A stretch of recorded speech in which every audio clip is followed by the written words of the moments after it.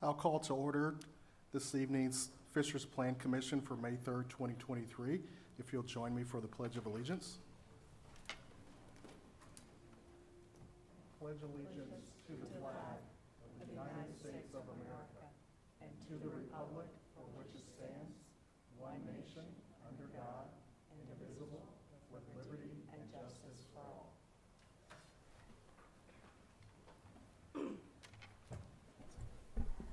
Thank you. Okay, roll call, please. Yes. Mr. Stewart. Here. Mr. Zimmerman. Mr. Fain. Here. Ms. Logan. Here. Mr. Peterson. Mr. Moulter. Ms. Stoller. Here. Mr. Richards. Ms. Jackson. Here. And Mr. Stevenson. Here. We do have a quorum to conduct this evening's business. First matter on our agenda is the approval of the minutes for our April 12th, 2023. We have a motion. Second. We have a motion and a second. All those in favor use the voting sign aye. Aye. Any opposed? The motion carries. Thank you. First item on our agenda today is case number RZ-22-4. It's a request to approve a rezone of 1.76 acres from R2 to C1 with conditions for the address located at 13483 East 116th Street. And we have Megan for the staff to present. Yes, thank you. Megan Vukasic, Director of Planning and Zoning. This first item was continued from last month's meeting, but this is located at 13484 East 116th Street. So on the image shown here, it is the property highlighted in blue. This is near the intersection of 116th and Oleo. It's on the north side of 116th Street. The current zoning of the property is R2 residential, and the Fishers 2040 future land use map does identify this area as suburban residential. Here is the proposed site plan and elevations for the project. The proposed development is for a hair salon and associated site improvements. The proposed site plan shows the building facing east towards the parking lot with the detention pond in the back. And I'm going to let the petitioner go over more details of the development during their presentation. But this also does show the architectural elevations for the proposed building.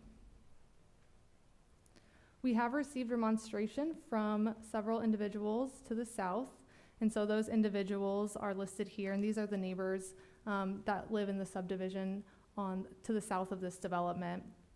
All of the written comments that we have received have been provided to you prior to the meeting.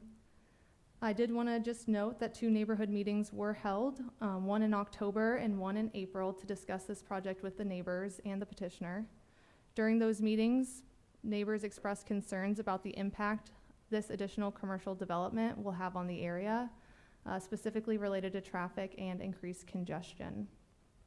After meeting with the neighbors to discuss these concerns, the petitioner has reduced the size of the building and agreed to conditions limiting the use of the property, which I will let them go over in their presentation. A&F did do a review of the impact of this development on traffic in the area and provided alternative options for access. Just because this was such a concern that was discussed during the neighborhood meetings. One of those alternatives was access from the church and from Kroger, which sit north of this property. And so this memo, the traffic memo, was provided to you. I do want to note that if access from the church or Kroger was to be granted, that would require consent from those property owners. And so the petitioner has previously reached out to the church, and the church was not interested in providing those connections. However, staff is happy to continue those conversations if this does move forward to see if that would be possible. I think that would be the feasible option or the preferred option for everyone to not have access on 116th Street, because we do recognize those traffic concerns. And then the other alternative was for right-of-way improvements. They suggested a cut within that existing median for that alternative. I do want to note that any cut on that median would require Board of Works approval, so it's really above the purview of this board tonight. But it was just something that was mentioned in the traffic memo, so I wanted to point it out in my presentation. So with that, I'm going to turn it over to Tom Perkins, who is representing the petitioner on this case.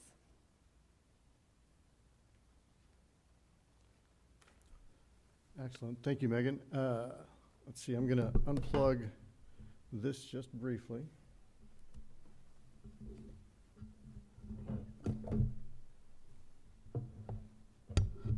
Almost caused a lot more damage. Tell you what.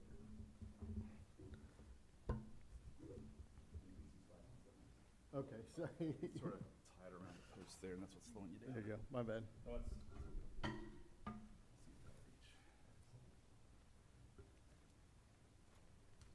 Could use one more dress rehearsal.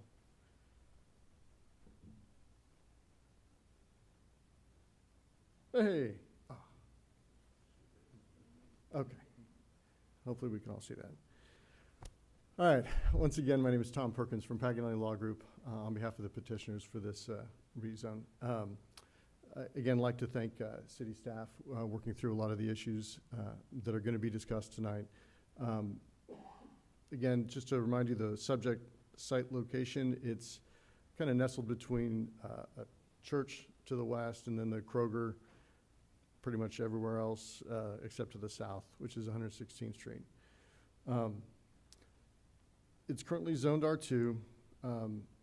The initial site design was almost 9,300 square feet.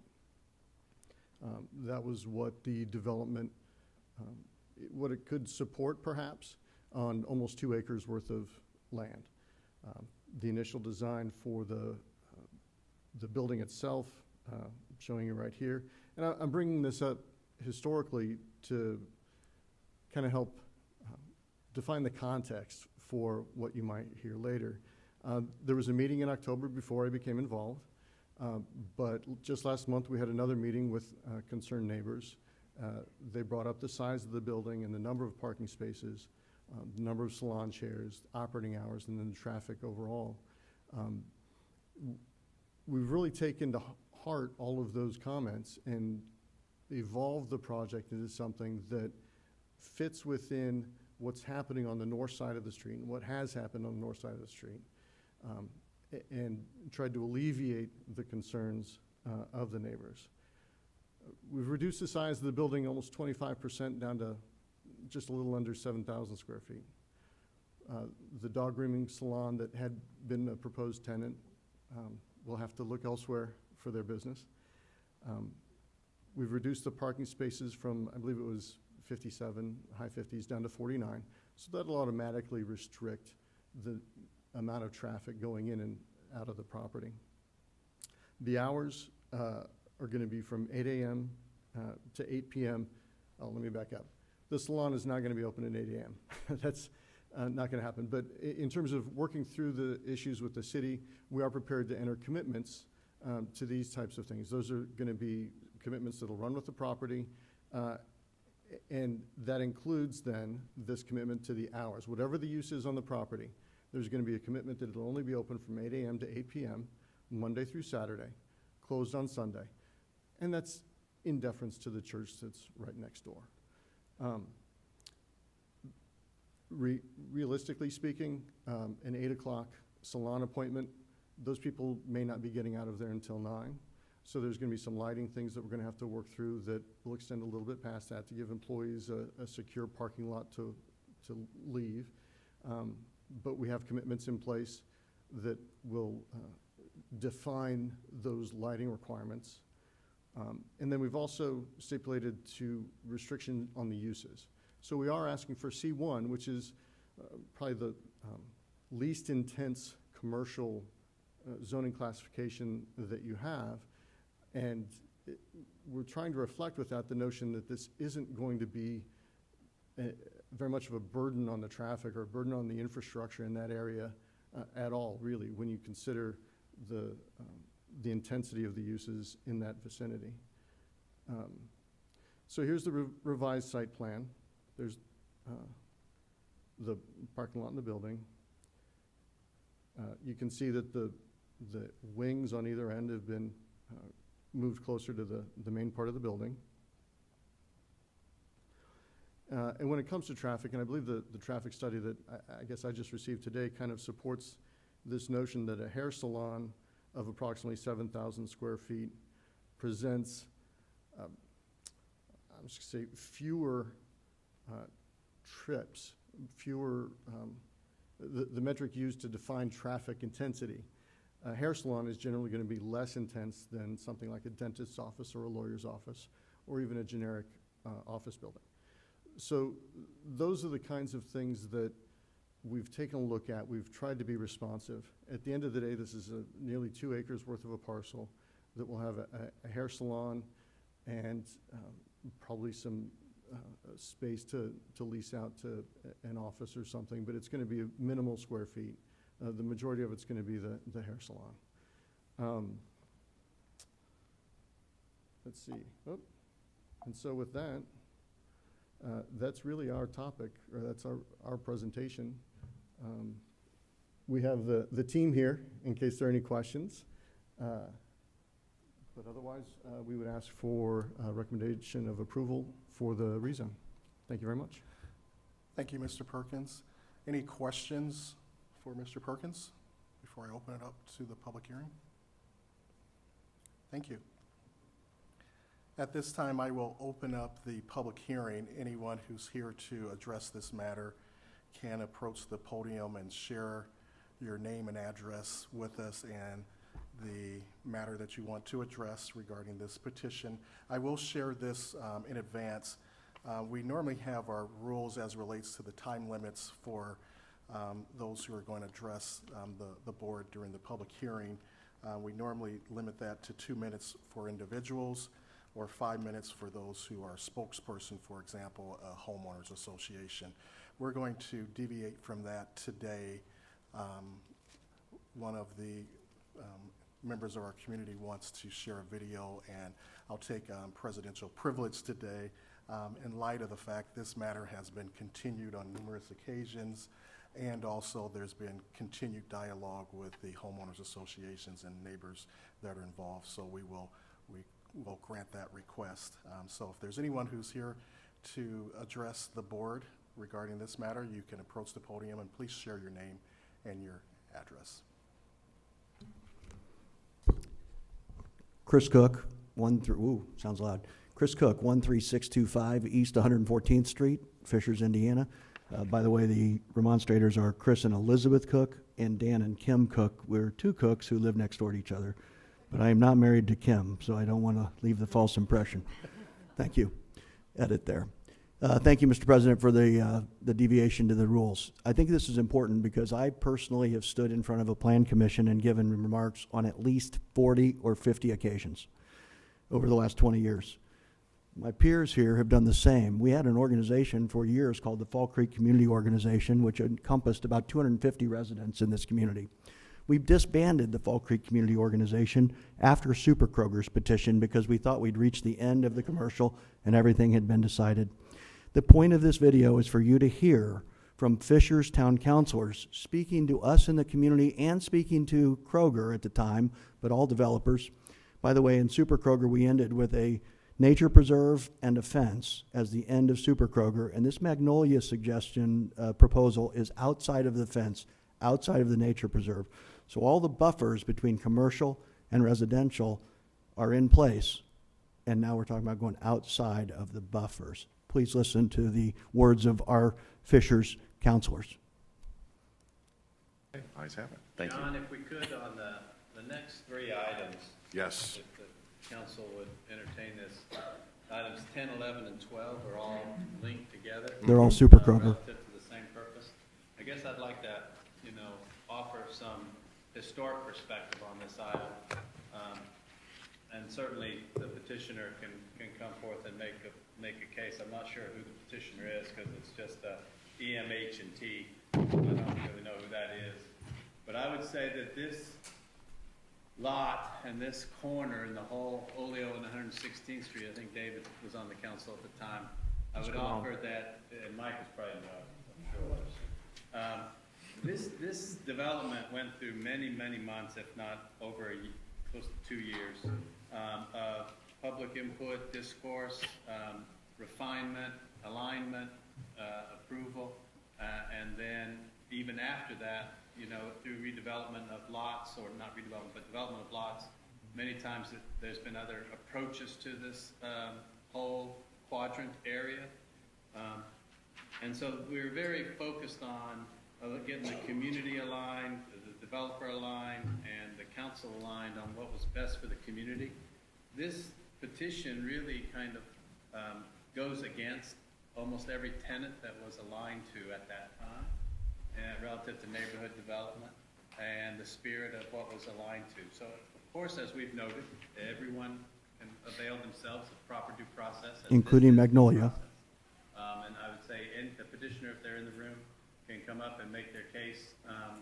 I would say I am personally, and I would advise the council, I'm not interested in having first reading on this because it's such in a discord from what the spirit and the intent and what I feel has been the long-standing alignment for the community for the development of this area, in particular the northwest quadrant of that intersection. So I would offer that we don't even have first reading. Now, for the public's input and for council members sometimes who haven't gone through this, we can send the signal that first reading is not being held. And that kind of sends the developer a pretty clear signal about the future potential merits and the outcome of their petition. Doesn't mean they can't still go through the whole process. But by filing, first reading at the council here is exploratory and communicative to the public and to the council. They have the right to go to Plan Commission. They can file to go to Plan Commission.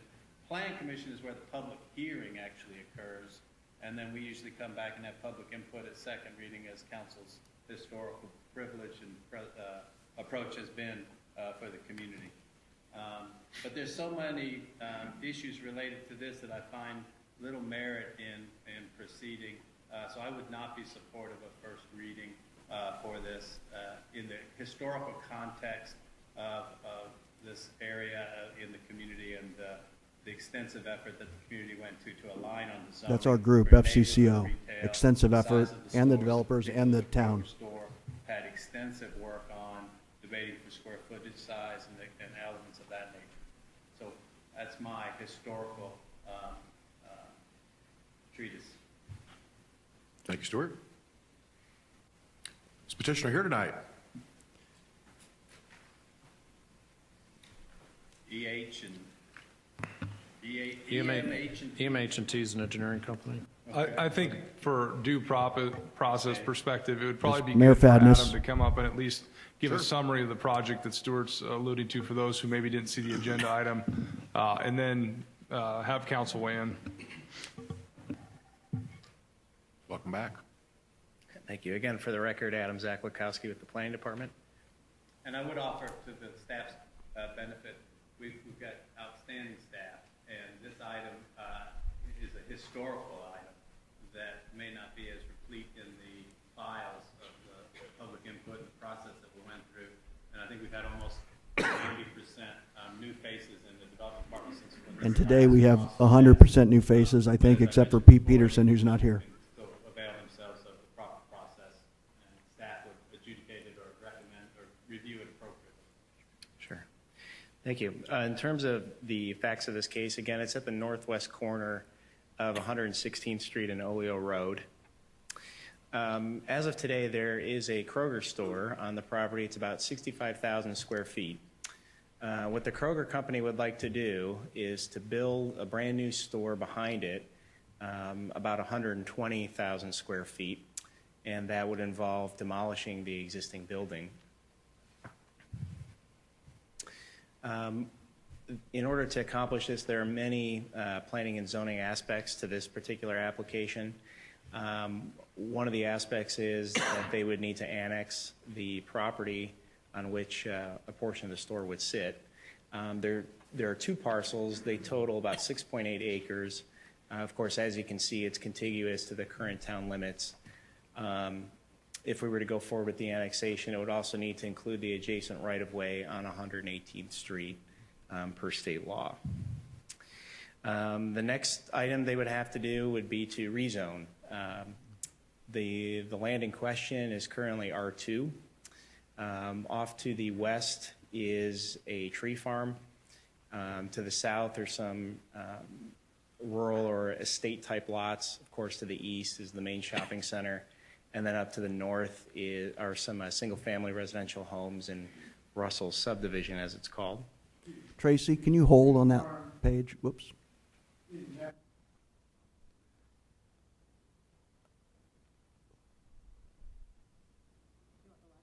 No, the page coming with the numbers on it, I'm sorry. And Adam's going to That's talk west, to it. This is west our lane. town planning department Yeah. telling us what the standards are going to be. And if I can talk loudly and walk away, we used to say 1,000 feet was the limit from the intersection. We're going to allow 1,400 feet from the intersection, then it's going to stop. On all four corners, we've had this discussion with developers with the town. We're south of 1,400. We're going to limit the total square footage of commercial. This goes beyond those limits. This goes beyond 1,400 feet. All of these things were negotiated with literally between the four corners, hundreds of meetings. If you go on, Tracy, thank you. Hundreds of meetings. And the developers agreed too. And frankly, it's unfair to our developers if they agree to all this and they execute all this, and then we sell property right outside the limits to someone else at a cheaper price. It's a very unfair. The next aspect that they would have to address would be they would have to amend the existing PUD. There are a number of different clauses in that PUD that kind of memorializes what Mr. Easley referred to. So in order to accommodate this larger store, they would have to increase the single occupancy size, of course, from about 65,000 to 125,000. Make some adjustments to the retail numbers and office numbers in that complex. Again, as part of that PUD, there was a limit as to how far the retail could extend from the intersection. At 116th and Oleo, it was only to go 1,000 feet. In order to accomplish this, they would need to extend that to 1,400.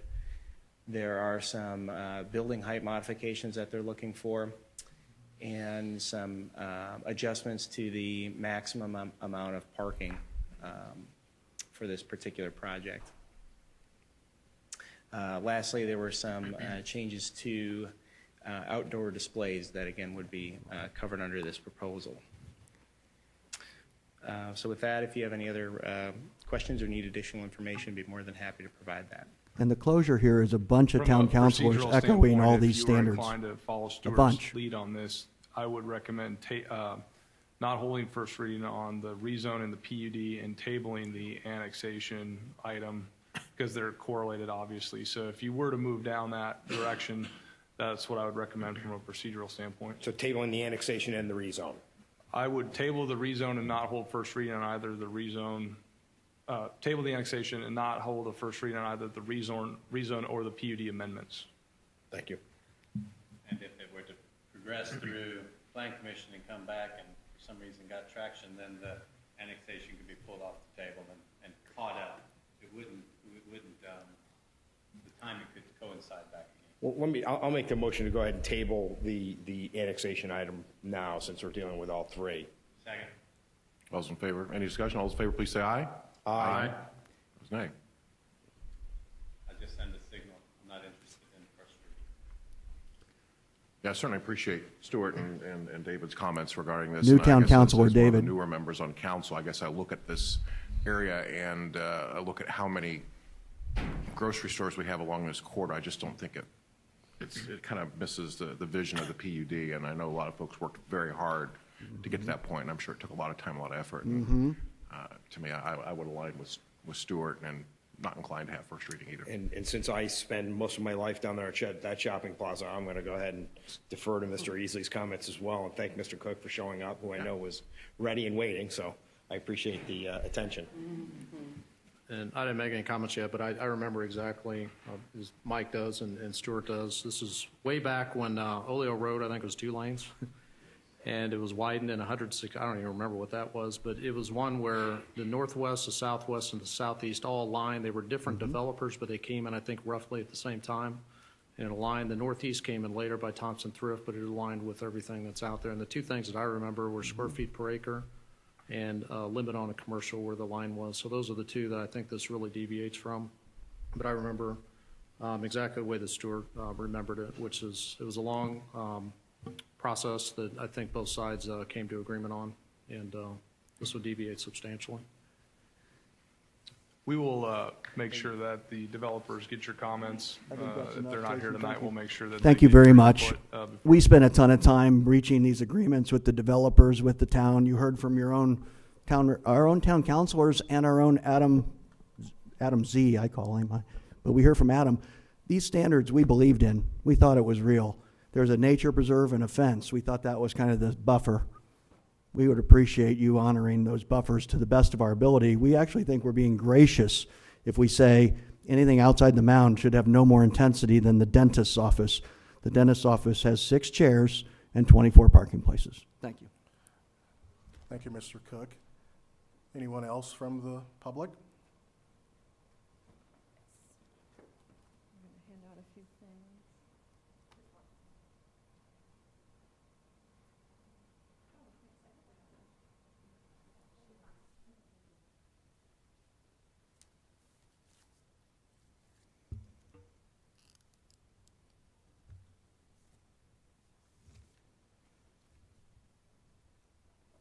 My name is Elizabeth Cook. I live at 13625 East 114th Street.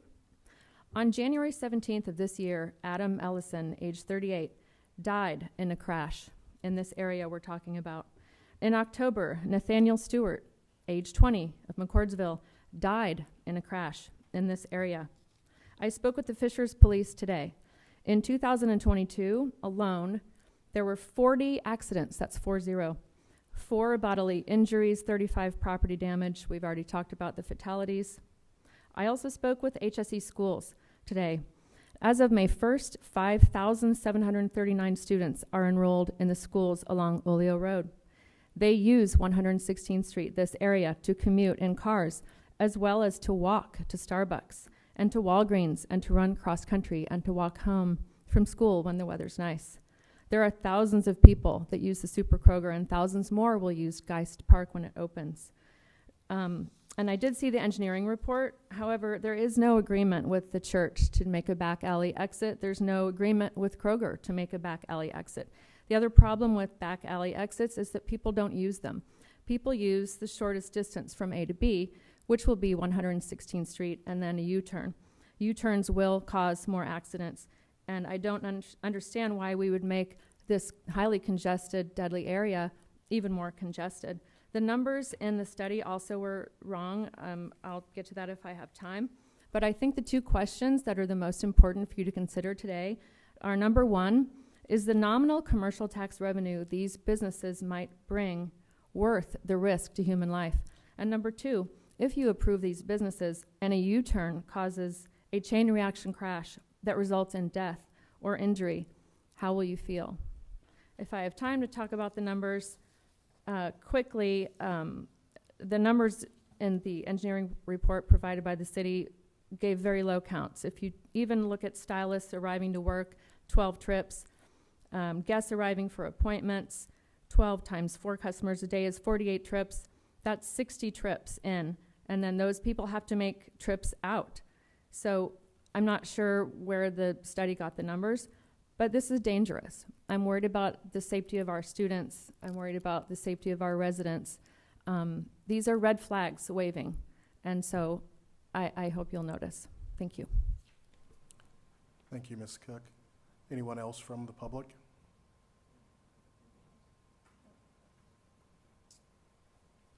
Hi, Andy Mattingly, 13487 East 116th Street, so directly south from this location.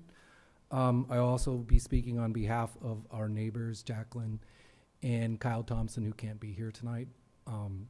We are the Spencer subdivision, but we're not a formal subdivision. So just a couple of things I want to just point out here. You know, one of the things that we've talked a lot about with the City Council in the past and the Planning Commission is this transition to residential. So we have a commercial area and then we're transitioning into residential. So we feel like it should be lower impact items. One of the things that they talked about was the size of this, and they have brought it down. But the primary use of this is a salon, which in their original plans was 5,000 square feet. And as well, I know, but the salon piece was only 5,000. The doggy wash was going to be the other 4,500. So, you know, if this is going to be a single use, they also talked about how a professional building adds more to the traffic than a high-end salon, but yet they're wanting to carve a piece of this out for professional rentals. So in our mind, you know, to further this project, it shouldn't be more than 5,000 for the salon, and the restriction should be, it should be a single tenant, owner-occupied building to make sure that it doesn't transition into retail later, because we have to look at what the current use is going to be and what the use of that unused space is going to be. So to me, if that's what they want is a salon, then it should be fine to go to that level to make sure that we don't have issues with the traffic. And I'm still concerned about the traffic, even with a high-end salon, because the number of cars that will be coming in and out of there, and the fact that there's another commercial property that's going to be coming before the Planning Commission that, even though the study says has no U-turns, it does impact the U-turn lane. They have to turn where anyone would be U-turning into this. So those are kind of the issues that I wanted to make sure that I brought up in considerations. So anything else? If you have any questions about, you know, anything else like that, I appreciate that. Thank you, Mr. Mattingly.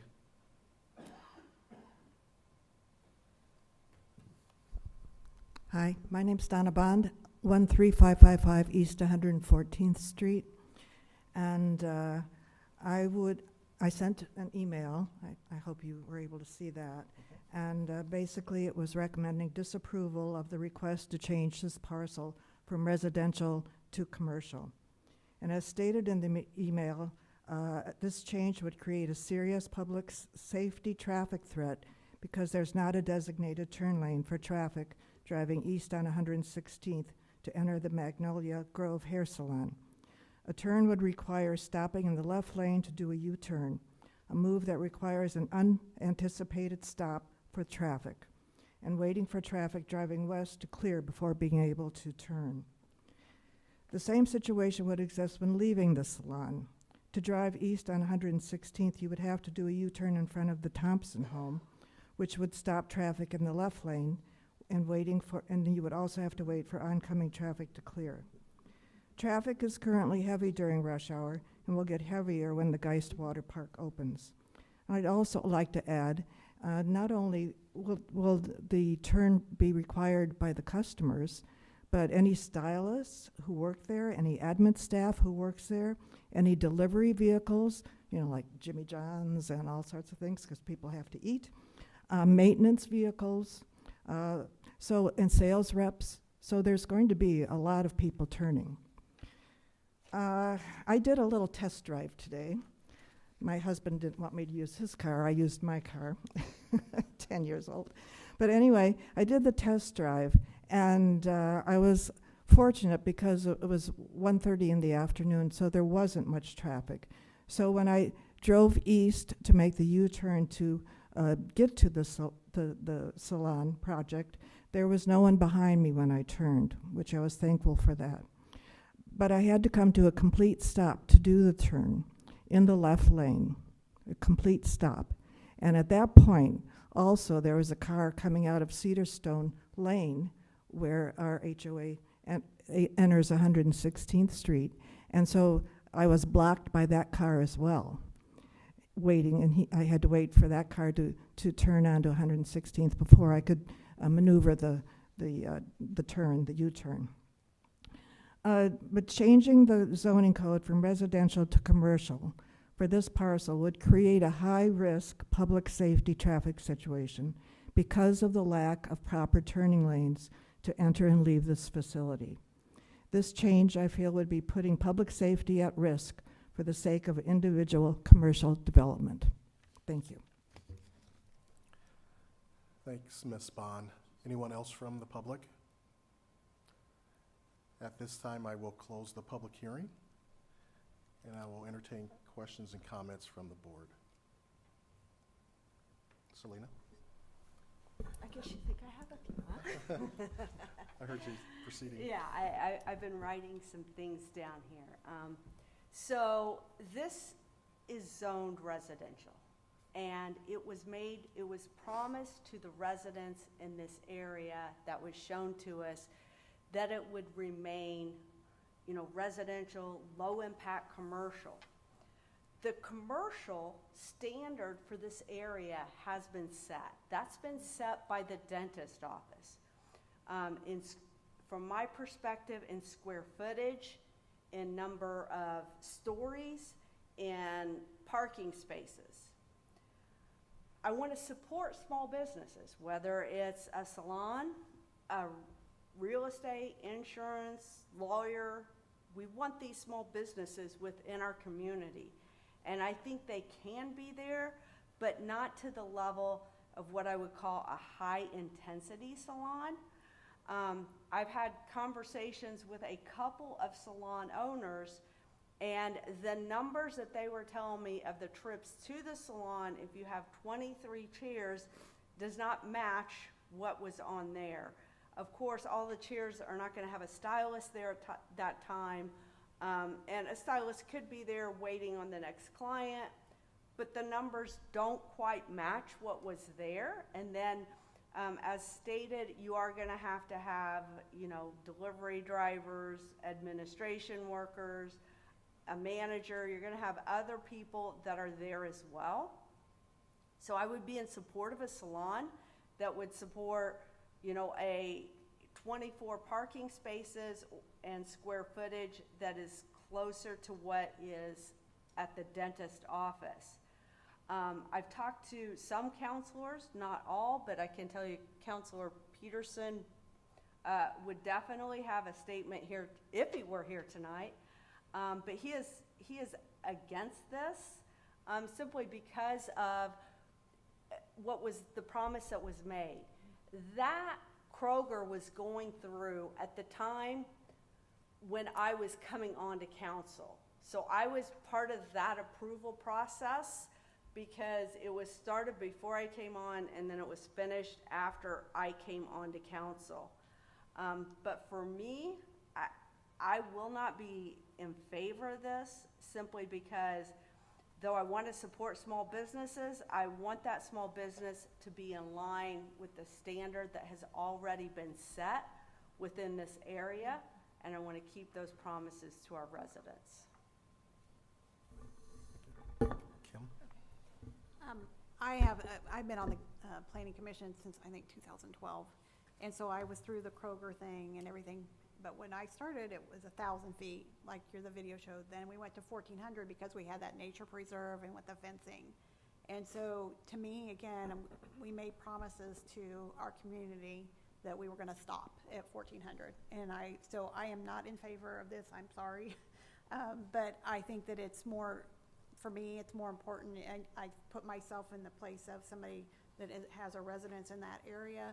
And I would be concerned about this too, and I drive in that area as well, and I think that I'm all about small businesses as well, but we need to find a better location. Thanks, Kim. I have a quick question, then I'll open it back up for other board members with questions. Megan, can you answer for us? Selena was mentioning that the commercial area is set by the dentist's office that's in that area. Do we know the square footage of that building? I don't know it off the top of my head, but I can look it up real quick and get you that answer. Well, It's about 5,500. okay, thank you. And that's measured off Google Maps with measuring the width and that's estimated, but it's plus or minus 250 feet. Thank you. Any other board members? Bill?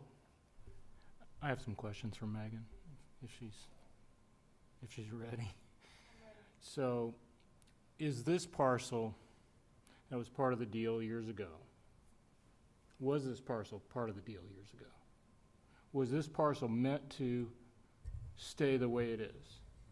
which is residential, is a single-family house that's abandoned, it's gonna be torn down, right? So this property was not a part of that Kroger expansion, so it was outside of that boundary It's of that PUD. outside the boundary, Yes. and it's currently zoned residential. It was zoned R2 at that time, and it has stayed R2 since So then. under those zoning standards, if the property owner wanted to put houses on there, how many houses could they put there? They could put one single-family home on that They property. couldn't develop the entire 2 acres. They could potentially subdivide if the new lots still met the R2 standards. I haven't done that calculation. I believe it's 12,000 square feet for a single-family home. So if they could meet all of the development standards of the R2 district, then they could potentially subdivide, but we'd need to have a surveyor parcel it off and see if that would be feasible. But as it sits today, it would be one single-family home. It'd be one single-family home. Correct.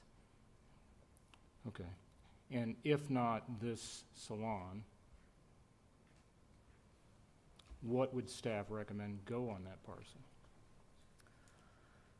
Well, I would say it would have to align with the zoning of today, so it'd be a single-family home, or based on the conversations we've had with neighbors, it would need to be a development similar to the dentist's office, as has been discussed.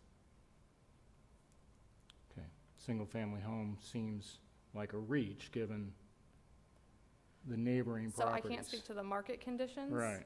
That's just what the zoning would allow. Okay. One final question. I've been on the planning commission for 7 years, and it's rare for staff to have no recommendation. Can you give me a little context on how you came to that conclusion? Yeah, so this area has a lot of history to it, and we have the reality of today that there is commercial around this specific parcel, but we also acknowledge the history and the input that the neighbors have had on this area as a whole. So because of those considerations, we have no recommendation and are really leaving it up to Plan Commission and City Council to make that final determination. Thank you. Any other questions? Megan, I guess I have a final question regarding the Fishers 2040 comprehensive plan.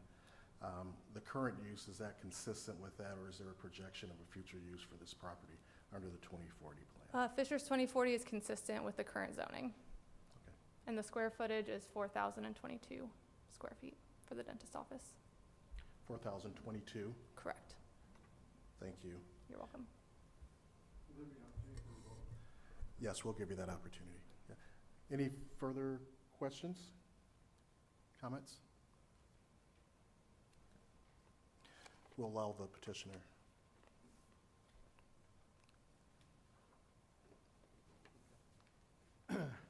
Thank you again for the opportunity. Just want to quickly clarify that we're not proposing a super Kroger, right? We don't have a time machine. We can't go back and adjust what was said back then or what was argued or what was proposed. I noticed in the course of that video, the single-family dwelling was there on almost 2 acres. The church was there. Now that okay, there was a parcel there of that size that is now a church. It is unlikely that it will be anything other than a church. The super Kroger is not going anywhere. This parcel, or these parcels, this site, is nestled between these two. There are no adjoining residential parcels. None. Across 116th Street there are. So along those lines, we're presenting a hair salon on a property that won't be residential. It won't be single family. Arguably, given the traffic, a single family home there is going to have a lot of issues. Nobody's proposing to build a single family home on that site. The current analysis needs to be what's the highest and best use for this property. Right now, you got a super Kroger on one side and a church on the other. We're proposing a hair salon. The least intense use, C1, and it further restricting the uses to be a commitment with the property. Of course, we're willing to work with the city to mitigate the traffic issues as much as we can. We can't control U-turns. It's a right turn in and out. That's what we have. That's what we're proposing. That's all we have control over. We can work with the church. Ideally, we could avoid our curb cut by joining forces with the church, but we haven't been able to get that done yet. Through the development cycle, that's not out of the question. Right now, we're looking at what are the uses for this parcel, whether it's going to be residential or light commercial.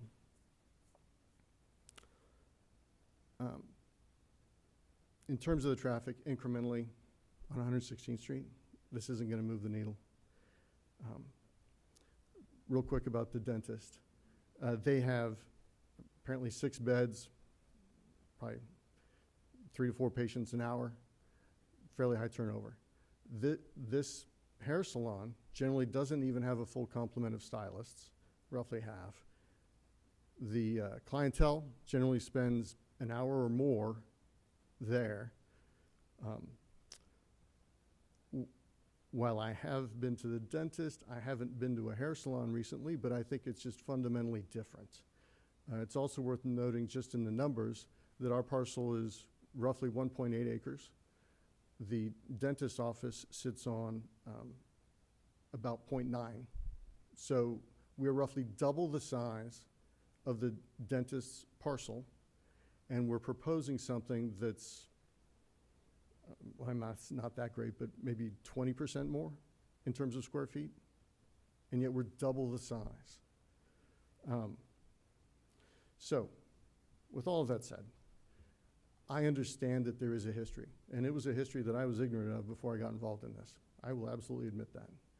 But when we look at this project at this place, C1 is the right answer. There is no, and Megan could correct me if I'm wrong, C1 is not even a permitted use, or retail is not a permitted use under C1. Not a special use. I mean, it's just not permitted at all. So the risk of this becoming retail would require another rezone. So this won't ever be retail. We're proposing commitments to limit the uses. We've proposed some that we believe are acceptable to the city about what it could be going forward in the future. We're open to other restrictions. As long as we allow a hair salon, almost everything's on the table. So again, we are willing to move through this process as a good neighbor, as a group that's dedicated to making the best use out of this parcel at this time. And so we would ask you to recommend approval of the rezone to the council. Thank you, Mr. Mattingly. At this, Perkins. I'm sorry, Mr. Mattingly. Thank you, Mr. Perkins. People get us confused all the time. I do apologize. Unfortunately, Mr. Cook, we've given the petitioner their opportunity to respond to the public hearing. Rodney, did you have anything? Yeah. At this time, I would entertain a motion. I will motion for an unfavorable recommendation to go to council for case RZ 22-4. Second. We do have a motion and we have a second. Roll call, please, Kay. So are we saying, if we say yes, we're saying to the no? Yes, you're saying yes to your motion. Gotcha. I just want everybody to make sure we know. Okay. Point of order. Megan, so would even a dentist office require a C1 designation? Correct. Thank you. Roll Ready? call, Kay, please. Mr. Stewart, No. Mr. Fain, Yes. Ms. Logan, Yes. Ms. Stoller, Yes. Mr. Richards, No. Ms. Jackson, Yes. and Mr. Stevenson. Yes.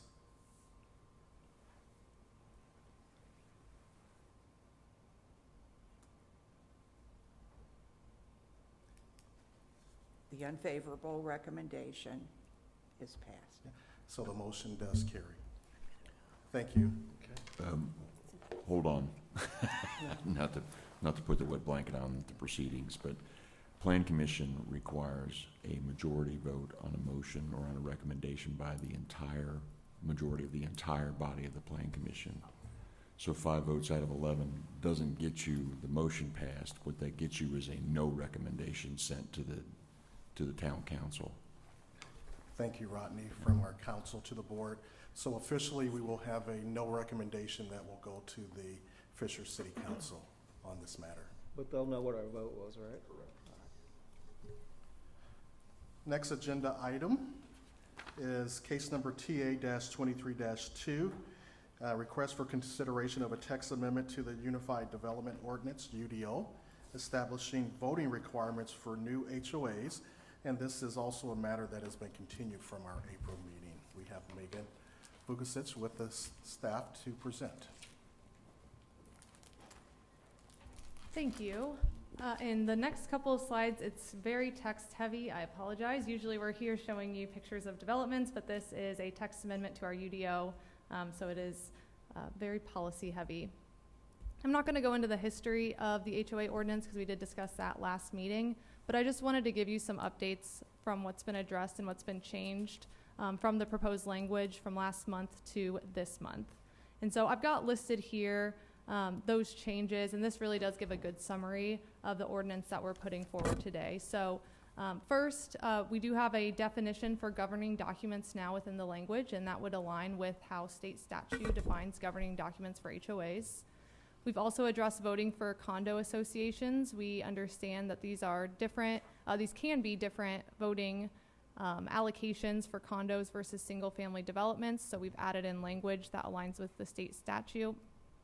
We've added in language addressing quorum percentage requirements, especially for larger neighborhoods, really just considerations that should be given for quorum percentage requirements, and I'll go into a little bit more of that here in a bit. We have added a definition for HOA operations, which aligns with allowing for amendments to governing documents related to those HOA operations and rental restrictions to be a simple majority. And again, I'll go into HOA operation definition here in a second. All other amendments for CC&Rs would be approved by no more than 75% of members. So that is as it sits today. So any other change other than HOA operations or rental restrictions would still be subject to that 75% if that's how the governing documents were drafted. And amendments to governing documents, apologize, trying to keep up here with the microphone. Amendments to governing documents as described here would not take effect until the certificate of occupancy has been issued for the last home in the neighborhood. So that was added in to address the concerns from the development and builder community. But as we heard from last month, Councilman DeReamer did bring up that state law has a exception to that, which is if a subdivision takes longer than 7 years to build out, then that would no longer apply. And so we've added that language into this most recent amendment as well. So with all of that, I think we've addressed all of the concerns that we've heard. It's been great to hear from all of these stakeholders and resolve these things that have been brought up. I'm just going to dive into 2 things real quick. The first is the quorum requirements, because we heard this from HOAs specifically in our community as being an issue. And I do want to thank the remonstrator, or I wouldn't say remonstrator, maybe the public comments we heard last month from Tom Murray. He is the subject matter expert for HOA matters, especially legal matters. And so per his recommendation, we have included this language about quorum requirements, which really says that within the governing documents, special attention should be directed to the percentage of members that constitute a quorum for the purposes of conducting annual meetings or special meetings of the members.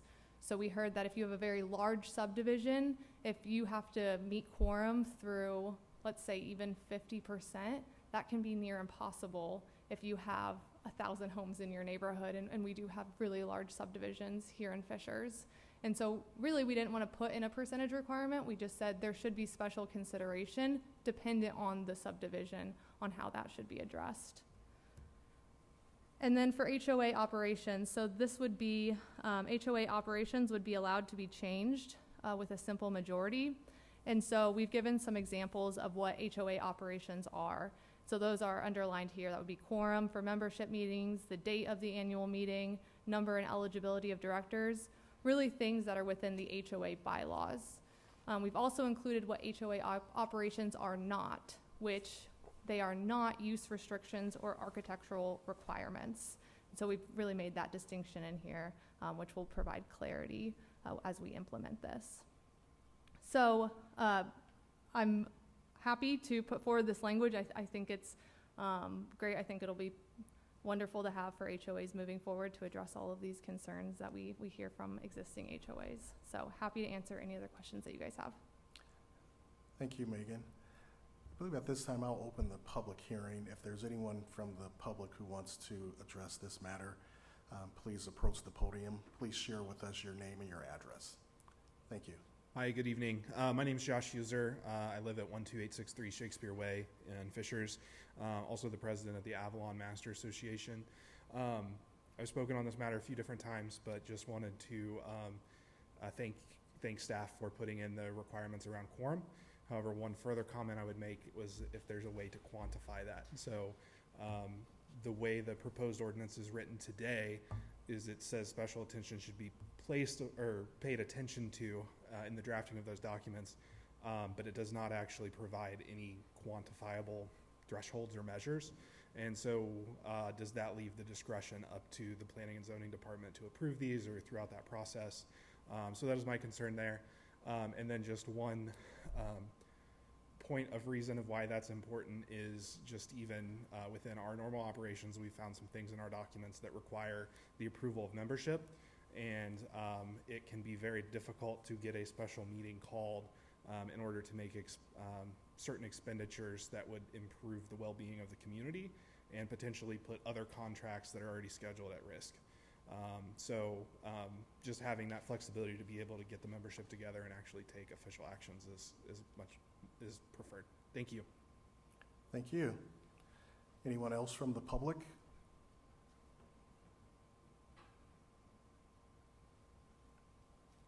Hello again. My name's Tom Murray from Eads, Murray and Pugh, 9515 East 59th Street in Indianapolis. I think that the revised language is going to achieve what the city's objectives were to make life at least a little bit easier for HOA boards in the future to get things done. The quorum language was completely new, recognizing Josh's comments from the last time and reiterated tonight that it's, for his community, it's very difficult to reach a quorum. In terms of a recommended percentage, I think that's going to vary greatly by the type of neighborhood. Geist Harbors covers 11 subdivisions. There are about 2,500 homes. For them, a quorum, a realistic quorum, 10%. They might even have a hard time getting 10%, including proxies. In contrast, a 20-home community, 10% would only be 2. So for that sort of a much more tighter-knit community, probably 50% is a realistic quorum. So it really depends the type of neighborhood, the demographics. So that's why I was hesitant to recommend even a sliding scale, from X% to Y%. But at least I think that the developers should be put to the task, at least to think about it, because time and time again, I've talked to developers' attorneys over the last 30 years, and I've been puzzled why in all of their documents, they tend to have the initial quorum in the initial bylaws to be 50%, whether that's a 20-home community or a 2,500 home community. And I think for them, it really is irrelevant while the developers controlling the board of directors when the homes are being sold, they don't have to worry about quorum because they're running the show. They don't even have to call a meeting. So for them, it wasn't even anything on their radar. So at least I'm hoping with this language, they will at least think about, okay, if this is going to be a 300-home community and the sort of demographics that were expected, what would be a realistic quorum? Other than that, I think it's great. Thank you. Thank you. Thank you, Mr. Murray. Anyone else from the public? At this time, I will close the public hearing and entertain any questions or comments that my fellow board members will have. I want to say thank you, Mr. Murray, for your contribution to helping the city staff kind of work on this, work in this language. I want to thank the numerous residents. I know Josh and several provided a lot of feedback on this. We had Councilor DeReamer working on it. And I do believe that we are in a better place. And I just want to thank all those that kind of put their minds together and contributed, that we're very appreciative for that thoughtfulness and that assistance. Yeah, I would echo Selena's comments and sentiments regarding that. I think it's good to see our community come together. If I remember from our last meeting, we had 5 or 6 attorneys, some on the developer side and some on the homeowners association side, that were sharing their comments. And I was remiss, we have one of our fellow board members, Katie Jackson, who's also an attorney, and myself. So to see 7 or 8 attorneys coming together with diverging interests to come together collaboratively to accomplish something for our community is great. So I want to commend everyone, and also Mr. DeReamer and Joss and others who were part of that process as well. I just want to clarify my own mind, Megan. We have consensus on this because only the HOA side is here. Yes, There yes, is the consent. developer concerns, were addressed with the certificate of occupancy being the cutoff for this to take effect. Thank you. Okay. Any other comments, questions? Megan, do you know if there's any neighborhoods in Fishers that have passed rental restrictions? Yes, there are. Tom might actually know better than I do, just because we don't typically get involved in those matters. But yes, this is what we've heard from HOAs over the past year and a half. And so we held a workshop last year to help them get the knowledge of how to change rental restrictions within their governing documents. And so some have been successful in doing so. One more question. Do you, for this property within the HOA, but what happens when a neighborhood passes rental restrictions and there are renters in the neighborhood? Is it going to affect retroactively to the people that are renting there? So as I understand it, those would be considered legal non-conforming, so they would be able to exist, but if they ever stopped being rentals, they couldn't convert back to being rental if they were over that threshold. I would agree. We do a lot of business in the single-family space, and they would consider it grandfathered. It's where I've seen it through numerous, in Marion County at least, not so much in Hamilton County, where we do business. But yeah, you're always grandfathered in, but change of ownership would eliminate that. Thank you. Any other comments? If not, I would entertain a motion. Motion to approve? Second. We have a motion and a second. Roll call. Kay, please. Mr. Stewart? Aye. Mr. Fain? Yes. Ms. Logan? Ms. Stoller? Aye. Mr. Richards? Aye. Ms. Jackson? Mr. Stevenson? Yes.